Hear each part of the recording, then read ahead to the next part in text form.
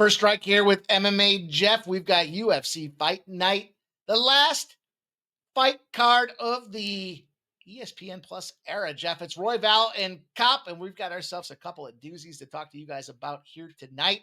It is First Strike. It is where we break down two of our favorite pre-fight selections. Granted, we haven't seen weigh-ins, we haven't seen face-offs, and we're going to finish off the show with a UFC parlay. We spent extra time here pre-show looking to make sure we give you guys a doozy. MMA Jeff, how you feeling? I'm feeling good. I'm looking forward to this card. It's the last one, as you had mentioned, of the year, and it's the last scheduled pay-per-view event that we're aware of at this point. We've had a couple of swap outs on the card here, so we've had a couple of late fill-ins. I think we're at 13 fights, so it should be a exciting evening, to say the least. It's going to be the last fight card for, I think, about 6 weeks. So we will be a little bit of hiatus as we still bring you guys some football content on Saturdays and have some fun as the football season rounds through week 18 and into the playoffs. But we won't be back until January 24th for the big Vegas fight card to kick off the new Paramount era. Pretty excited, Jeff, about Paramount. I'm excited to see what they do from a graphics package. I'm excited to see what they do from fight selections. I'm looking forward to the UFC White House event as well. What do you think? You looking forward to the Paramount selections? Yeah, some of the key highlights for me being on the East Coast is the hour earlier start, which I'm excited about. And yeah, I mean, there's I'm hoping they do some different camera angles, different, just some different shit all around. And it's nice to get a freshen up from ESPN. I know NHL years and years ago left, came back, and things just get exciting when you get a new they get a new promotion when they I'm excited about it. I think it's going to be exciting ultimately, and I think they're going to promote it well, and hopefully they don't jack the charge up too much on us. It's going to be great to bring more fights to the people, try to grow this sport. And man, if you didn't see that UFC Paramount intro video for the upcoming fights, then you're missing out. Go check it out. That was a lot of fun. But we're here to talk to you guys about a couple of battles out there, and we're going to kick off with MMA Jeff. He's got us an interesting fight. He's got a debutante, but it's not a debutante with lack of experience. Looking forward to hearing him talk about the Amosov Magny fight, Jeff. The floor is yours. Talk to us about your path to victory. Fight night, Royval Cop. I'm going to talk about the Magny Amosov fight. I'll tell you what, an exciting welterweight match here. There's definitely no shortage of experience in the ring. Magny, man, I'll tell you what, he's 6 years older. He's got a 4-inch height advantage with a 5-inch reach advantage. He comes into this one as a fairly sizable underdog, which I'm surprised being a well-experienced UFC fighter. He's 31-13 as a pro with an impressive 36 fights in the UFC. Now he's 24-12 in the UFC, coming in off back-to-back finish victories. He fought Zaleski and he fought Matthews. He ended up with one finish and one submission victory in those two. So he's coming in hot. He's a well-rounded fighter. He can strike. He can grapple. He can certainly bring in the cardio. Most of his victories do get wrestled their way into a unanimous decision, or either way, a decision victory for him. Again, well-rounded. The guy can certainly wrestle. He can strike. He can do it all. Again, at 45 fights professionally, the guy is certainly well-experienced. You got Amosov.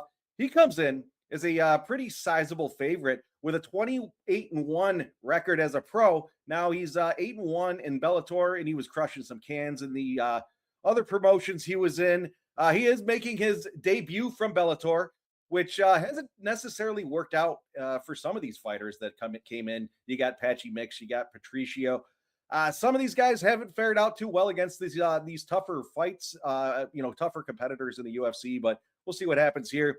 Amosov, he's won 27 fights in a row until losing by KO in the third round back in 2023. I think it was November of 2023. Then he takes a year and a half off or so. He comes back and he gets a first round submission victory. And, he's generally a wrestler. He's got KO power. I think he's got 11 submissions, 9 KO victories. He certainly doesn't need to get this to the mat to get the victory. But I tell you what, he's comfortable to go to the mat. He's comfortable to stay on the feet. He would prefer to get this on the mat, look for a loose limb, snatch it up, and try to snap it. I'm excited for that. I'm excited for this fight in general to see how it plays out. You got a debutante coming in from the Bellator versus an experienced Magny. Uh, so I've seen both these fighters in a lot of fights over the years. And I think Amosov's the better fighter. I think he's the fresher fighter. I think he's going to come in here and get this one done. I don't know if he's going to get it done inside or he's definitely getting it done inside the distance. I don't know if he's going to get the KO. I don't know if he's going to get the submission, but he is definitely getting this done inside the distance. I'm going to go with Amosov inside the distance at plus 100, even money. Make sure you get that soon if you're on this side, because I do think this line is going to shift before we get to the fight. You can follow me over at X MMA Jeff 19. You can get my best bets over at Winnable MMA Jeff 19. Good luck, everybody, for the Roy Val and Cop fight here coming up on Saturday. Make sure you join us. Mike's going to give us a look at the Nzechukwu and Buchecha fight. Mike, how are we getting paid in this one? Mikey Money giving you Nzechukwu Buchecha fight here for the fight night. Roy Val versus Cop breakdown. And I got to look at this thing, and I had to take a second glance because I'm just wondering, what are these line makers doing? African Savage here, Kennedy Nzechukwu, taking on Marcus Buchecha. And look, Marcus Buchecha, let's take a reminder. Let's just start this whole thing by reminding you of what happened his last fight. He fought Martin Buday. It was a decision loss. They fired Martin Buday after he won. That's how exciting that fight was here. You got a 35-year-old, almost 36 years old by the time this fight goes down. He's going to come in. He's a heavy son of her. He's got 254 under the belt. I don't know if he's going to have any issues or difficulty trying to make that weight stealing when it comes to these boys being in a heavyweight fight. But I know Kennedy Nzechukwu is moving up or has moved up in the weight class. And he's been looking great in this, heavyweight battle. He's wearing the weight well. He did come off a loss against Walter Walker. Guess how he got it done? He lost by heel hook. Buchecha on the other side of things here kind of looked one-dimensional. He kind of looked like he just continued to try to find that submission. Makes sense. I mean, this guy's a world-class BJJ guy, right? He's gone out there and he's won multiple awards, multiple championships, 5 all-time BJJ heavyweight top fiver. Man, the challenge is if he can get a takedown, that could spell trouble. But I love these wrestler versus striker matchups here because look at the size, look at the reach advantage that you find with Nzechukwu here. And he's got the reach, he's got the extension. Now, the flip side is Buchecha might be willing to eat some leather as he's shown to go in there and try to get that takedown. But I think you're going to find a smarter, more experienced fighter on this Kennedy side of things that's going to try to keep him at distance. He's going to work him around the outside. He's going to try to use that jab. And I love these types of battles because what happens after you take a real UFC fighter a few times in the face? You're probably going to look to take him down to stop that. And that's where I think things get sloppy. So I think early in this fight, Buchecha can be live. First round, the submission that he does, certainly if he can get that takedown. But what happens if he's continuing to try to get the back, or even if he gets on the back and he puts his legs in there too long? You got a guy in Kennedy that coming off that heel hook loss is angry, but he's fought some fighters. He's been in the UFC. He's got that fight IQ that you're looking for. And I just didn't see that with that last fight out of Marcus. I think what happens here is we see that Buchecha gasses out potentially in that second round, and then he just gets pieced up by Kennedy. Now, the funny part is it seems the obvious play to say Kennedy's going to knock him out. He's going to do it in the first or second round, but I wouldn't be surprised, Jeff. We've been in this situation before where we see these submission guys, they try too often to go for that sub and they wear out. And when they're on the ground, the more experienced fighter, the fighter with the higher IQ, puts that arm around the throat, gives it a deep choke, and it's night and night. See you tomorrow. So I'm going to go with Kennedy Nzechukwu inside the distance here. I just don't like what I saw out of Buchecha in this fight process. And if you want to look at this thing from an overall perspective of the UFC, hey, Kennedy's not getting any younger. At 38 years old, he's on himself, 33 years old. He's on himself in the fight process to move forward. And, outside of the top 10 right now, a fight like this could help him get in the legs. Look, Waldo Acosta, Cyril Gahn, Sergey Pavlovich here are some of the names. Almeida, Volkov, or why not see a guy like Nzechukwu who can come out there with ferocious power? I think they get grappling. I think it's a trouble spot. I think what happens here is the experience takes over. I think Nzechukwu just is too much for this guy to handle. And I do want to take it inside the distance. Sometimes I'll say, hey, minus 130, take him just to win the fight outright. But I think we can put that little cherry on top. Plus 133. Nzechukwu inside the distance gets her done. MMA Jeff's going to kick us off with the parlay segment of the show, but you can follow us on Saturday. We're going to be live kicking off every single fight. Came off a banger last week and expect to do it again to close out the UFC card. Make sure you smash the thumbs up button if you haven't done so already. Yeah, we got the parlay segment here. I'm gonna roll leg one with Vallejos over Giga. Now I'll tell you what, Giga, it's tough to put a Georgian out. He's been on a tough streak. He's 2-3 in his last five. Where you got Vallejo 3 fights ago, he came in off the Contender Series.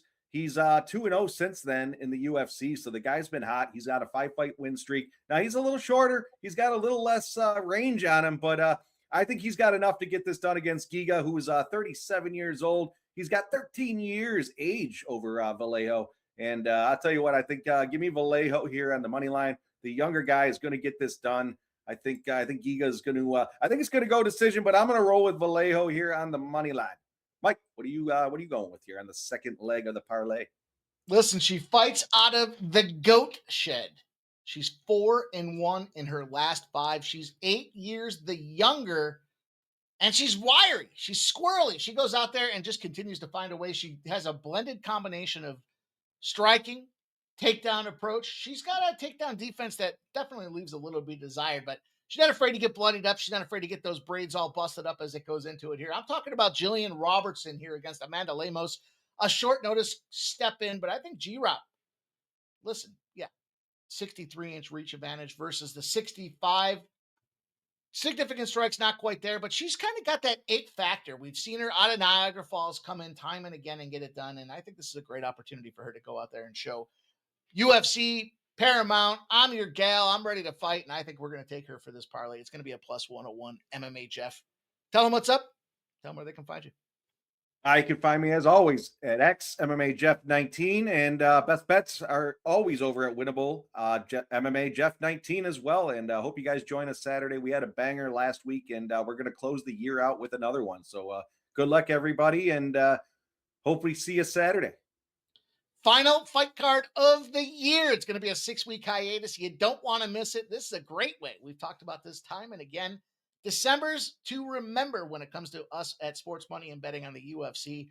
Expect nothing less with this fight card. It's going to be a ton of fun. It's going to be some challenge. We got some work ahead of us, but you can tune into us on Saturday live.